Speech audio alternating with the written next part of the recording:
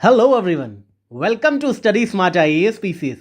In our today's lecture, we will talk about important committees and commissions related to modern Indian history. जितने भी commissions हैं, चाहे वो statue commission हो, Mansfield commission हो, faller commission हो, इससे रिलेटेड क्वेश्चन अक्सर आपके प्रीलिम्स एग्जाम में पूछे ही जाते हैं, चाहे मैथ द कॉलम करने को दे दे या किसी एक पर्टिकुलर इंपॉर्टेंट कमीशन की डीप में पूछ लेता है कि क्या रिकमेंडेशन थी।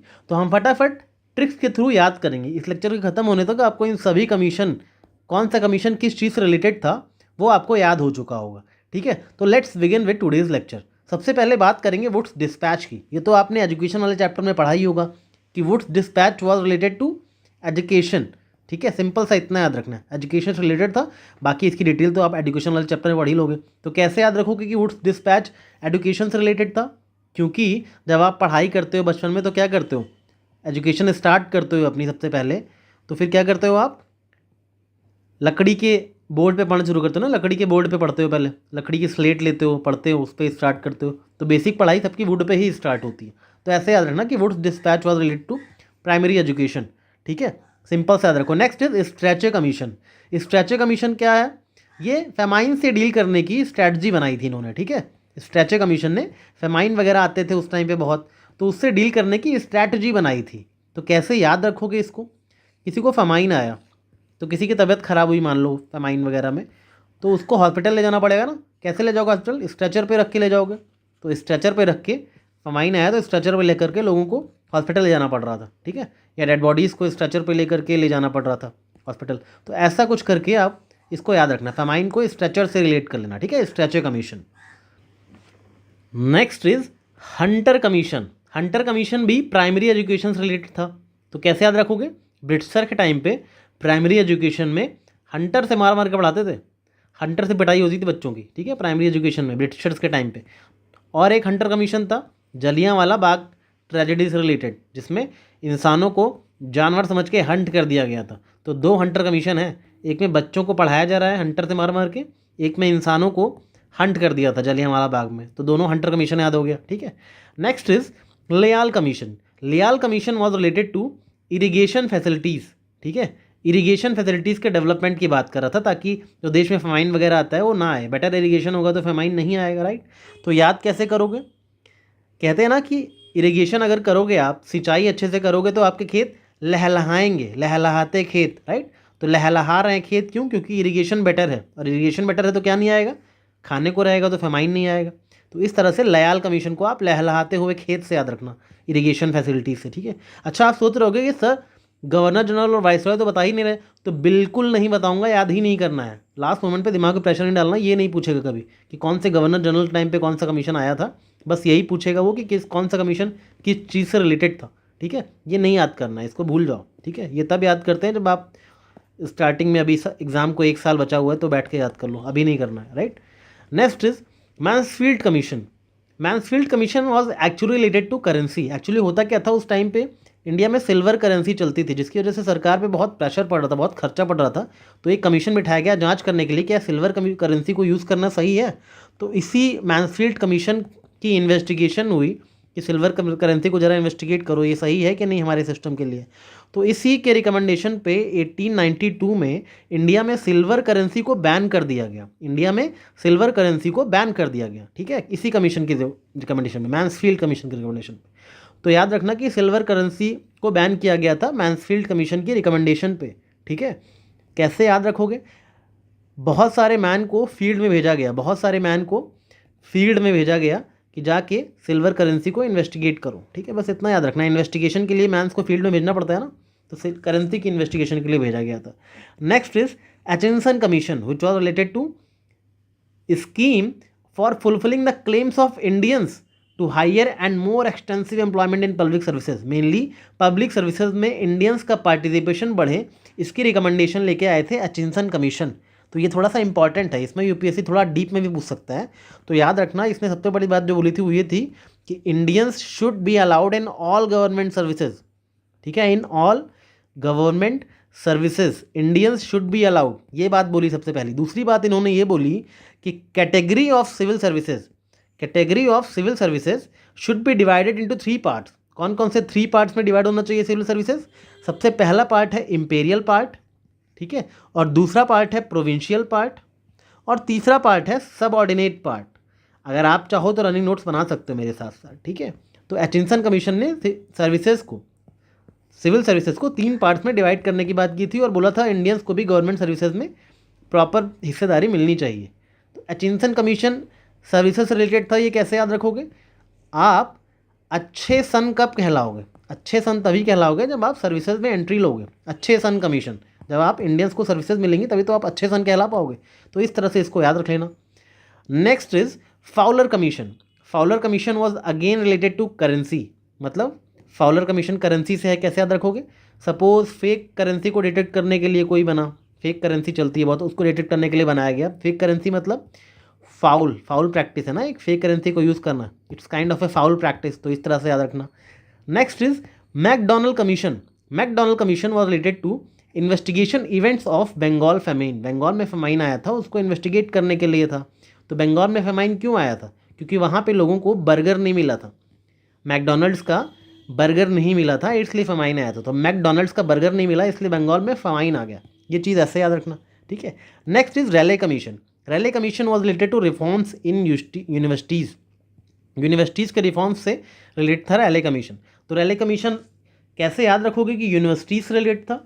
क्योंकि कभी भी आप यूनिवर्सिटीज़ में जाते हो, फीस पे करते हो, तो आप डिसाइड करना होता है कि आप यूनिवर्सिटी के हॉस्टल में रहोगे या आप बाहर रहोगे।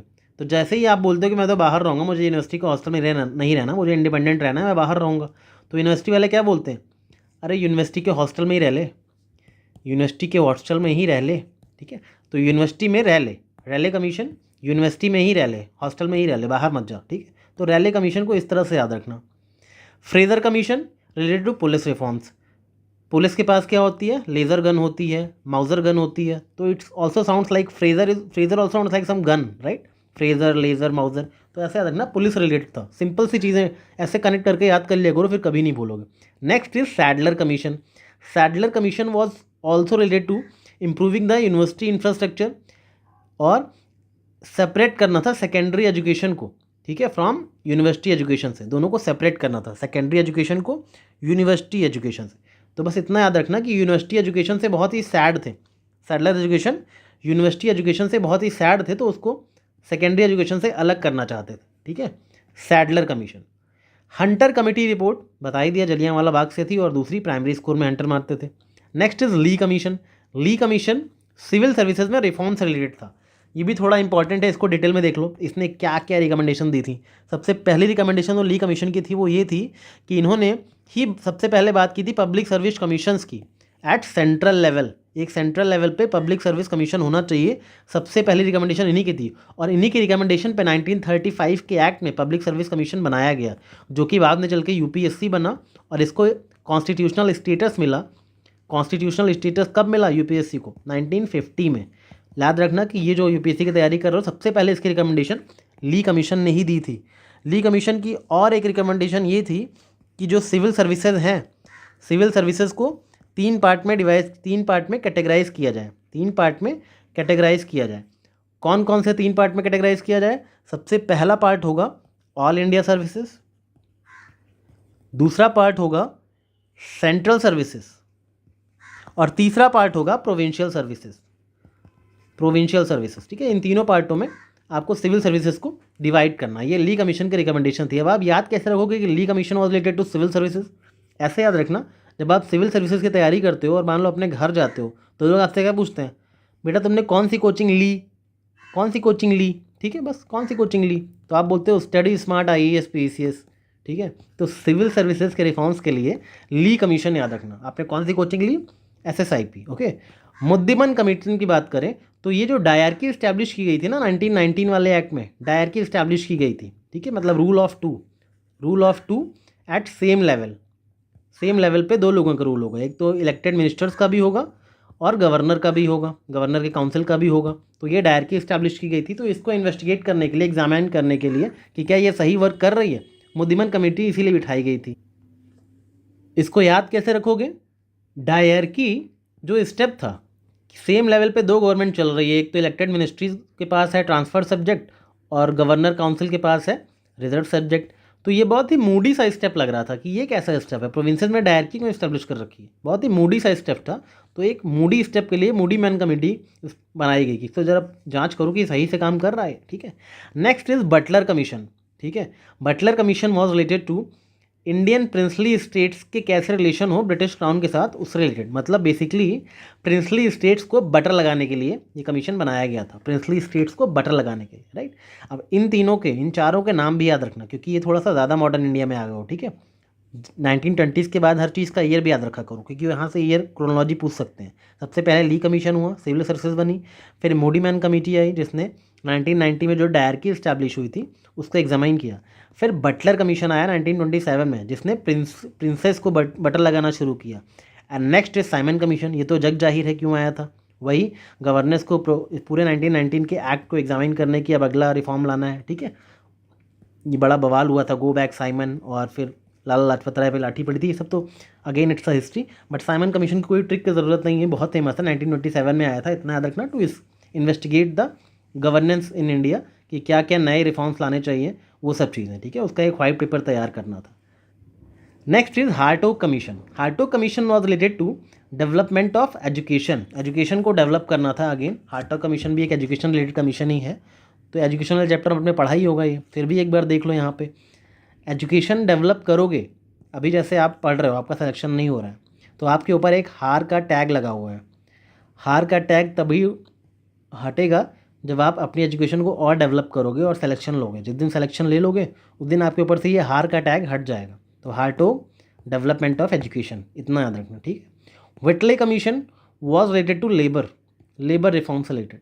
तो बस सिंपल सा है, ये लेबर वगैरह सोचते थे हमेशा कि हमेशा सारे लेबर, ये वाइट लोग लेबर क्यों नहीं बनते, वाइट लोग लेबर क्यों नहीं बनते, हमेशा ब्लैक लोग ही लेबर क्यों बनते हैं, ये उस टाइम का बहुत बड़ा क्वेश्चन हुआ करता था, ठीक है। तो बस व्हिटले रिलेटेड टू लेबर, ठीक है, मतलब वाइट लोग लेबर क्यों नहीं है, ऐसा करके बस को दिमाग में बिठा लो। अब ये जो ट्रिक्स मैं बता रहा हूँ ना, ये आपको चीज़ें लाइफ टाइम याद नहीं रहेंगी, मगर एटलीस्ट आपने ये वीडियो देख लिया तो आपको आपके एग्जाम तक तो ये नहीं भूलने वाला, इसकी मैं गारंटी लेता हूँ, ठीक है। नेक्स्ट इज अनएम्प्लॉयमेंट से रिलेटेड था सप्रू कमीशन। अभी जो सप्रू कमीशन है ना, ये बहुत इंटरेस्टिंग है। क्यों? क्योंकि सप्रू कमीशन एक नहीं था, टोटल 3 थे, सप्रू कमिटीज़ थी, सप्रू कमीशन 3 बने थे। एक तो 1935 में अनएम्प्लॉयमेंट रिलेटेड था, एक 1934 में भी था, सप्रू कमीशन 1934 में भी था। तो 1934 वाला जो सप्रू कमेटी थी उसने क्या क्या चीज़ रिकमेंड की थी, एजुकेशन रिलेटेड, एजुकेशन, ठीक है, बेटर होनी चाहिए जिसमें फिक्स्ड नंबर ऑफ ईयर्स हों, एजुकेशन में फिक्स्ड नंबर ऑफ ईयर्स होने चाहिए, ऐसी रिकमेंडेशन दी थी। दूसरा कॉन्स्टिट्यूशनलिज्म पे जोर दिया था, कॉन्स्टिट्यूशनलिज्म पे जोर दिया था, ठीक है। अब अगर आपने मेरा पॉलिटी एंड बदल वाला लेक्चर देखा है तो आपको पता है कॉन्स्टिट्यूशनलिज्म मतलब फंडामेंटल राइट्स होने चाहिए, फ्रीडम ऑफ एक्सप्रेशन होना चाहिए, इन सब चीज़ों की बात की थी सप्रू कमीशन ने, ठीक है, 1934 में ही बात कर दी थी। नेक्स्ट इज़ यूनिवर्सल सफ्रेज, सबको वोटिंग का अधिकार मांगा था सबसे पहले किसने, सप्रू कमीशन ने। तो याद रखना सप्रू कमेटी की डिटेल भी पूछी जा सकती है, इन तीनों में से कोई भी एक पूछ लेगा, सारे ऑप्शन सही करना, ठीक है। अनएम्प्लॉयमेंट आ जाए तब भी सही करना, बिकॉज 1935 वाले ने अनएम्प्लॉयमेंट की बात की थी। उसके बाद एक कमीशन 1945 में भी बना था सप्रू कमेटी करके, जो कि नॉन पार्टी कॉन्फ्रेंस के थ्रू फॉर्म हुआ था, नॉन पार्टी कॉन्फ्रेंस हुई थी, उसके थ्रू एक सप्रू कमेटी को बनाया गया था, ठीक है। इसका काम क्या था, इस कमेटी का सबसे बड़ी बात जो इस कमेटी की थी सप्रू की, वो ये कि इसने इंडिया पाकिस्तान के पार्टीशन को मना किया था कि पार्टीशन नहीं होना चाहिए। 1944 वाले सप्रू कमीशन ने बोला था कि इंडिया पाकिस्तान का पार्टीशन नहीं होना चाहिए, ठीक है। और इसने एक बात और बोली थी कि जो माइनॉरिटीज़ हैं इंडिया में उनके इंटरेस्ट को प्रोटेक्ट किया जाना चाहिए। तो सप्रू कमीशन आई होप अब आपको नहीं भूलेगा, बिकॉज 3 है तो इसकी कोई ट्रिक बनने की ज़रूरत नहीं है, तीनों के याद रखना, ठीक है। 1935, 1934 related to constitution and 1944 related to minorities and partition, ठीक है। ये चीज़ें आपको पता होनी चाहिए। Next is Hilton Young commission. Hilton Young commission was again related to currency. तो हिल्टन यंग कमीशन क्यों फेमस है, आपने पढ़ा होगा, इन्हीं की रिकमेंडेशन पे आरबीआई बना था 1935 के एक्ट में। तो आरबीआई बना था मतलब करेंसी वगैरह से रिलेट कर लेंगे, ठीक। तो इतना सा याद रखना, 1939 में बना था, याद रखना। फ्लाउट कमीशन 1940, टीनेंसी इन बंगाल, ठीक है। तो इसको कैसे याद रखोगे, बंगाल में टीनेंसी रिलेटेड रिफॉर्म लाने थे तो फ्लाउट कमीशन ने रिकमेंडेशन दी थी। सपोज़ कि बंगाल में फ्लड आ गया, बंगाल में, जैसे ही फ्लड आया सारे टीनेंट्स भाग गए, सारे टीनेंट्स घर छोड़ के भाग गए, ठीक है। फ्लड जैसे ही बंगाल में आया सारे टीनेंट्स घर छोड़ के भाग गए, इस तरह से याद रख लेना। Flout commission was related to tenancy in Bengal. Next is Sargent Plan.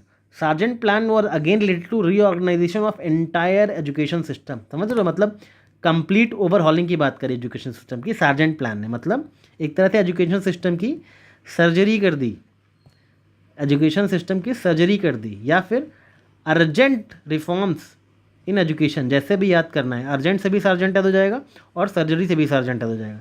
Education system की कंप्लीट ओवरहॉलिंग की बात की थी। तो इस तरह से हमने फटाफट विद इन 15 मिनट्स सारे कमीशंस और वो किससे रिलेटेड थे वो हमने याद कर लिया। अगले लेक्चर में फिर से मिलते हैं किसी और बहुत इंपॉर्टेंट टॉपिक के साथ। Till then keep revising and all the best for your preparations. Thank you.